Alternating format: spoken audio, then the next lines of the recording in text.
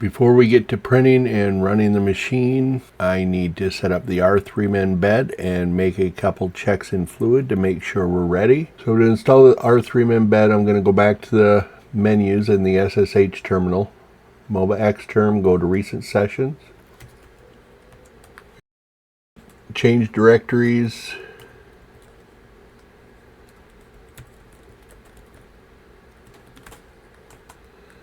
And run shmenu.sh.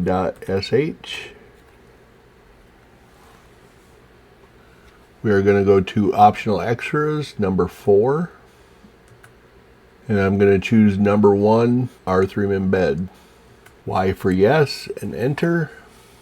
Enter to continue. 0 for back. And I'm going to choose number 1 for status and diagnostics. And it shows installed. So now we will exit out of here. I'm now going to enter Fluid. I have a shortcut here. To get to Fluid, it's your IP address for your printer, :4408. I'm going to go to the configuration, go to printer.cfg. I'm going to press Control F, which brings up the find.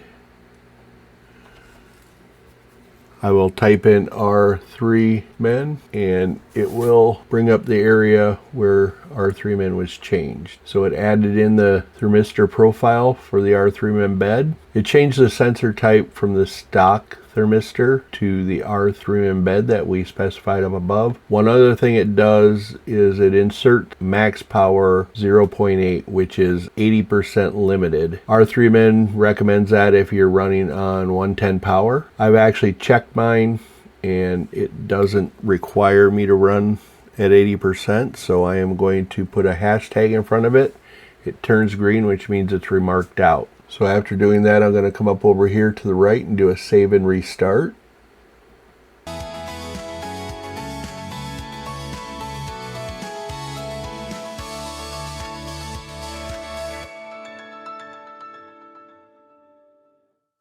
Once the area up top here goes away, telling you that Clipper is rebooting, we're going to go to the home screen. We're going to scroll down here to the macro area, and I'm going to choose bed PID. You can see that inserted the command into the console. So that is set the bed temperature to 100 Celsius. It's running at 100% power now to heat up. It's going to heat up to 100 and then drop to 95, heat back up to 100, drop to 95. It's going to do that several times. And what it's doing, it's looking for the best values to use to heat and cool the bed to keep it at the correct temperature.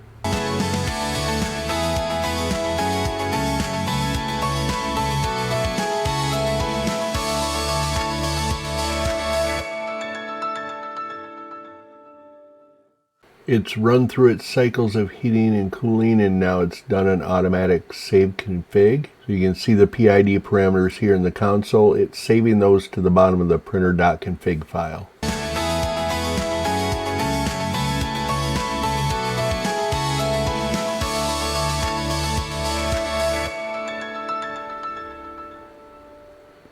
You can see here where it dropped off. This was during the reboot phase. You can see the cycles where it was putting the temperature up and down to determine the best values. Now that that's complete, we are going to check one more thing. We're going to go over here to the menu and click on configuration. We're going to go to custom, and we're going to go into overrides config. We're going to double check that our probe count is set to 19 by 19. And we'll check that variable bed mesh soak is set to 5 minutes. Since those are correct, we are just going to hit the X and exit out.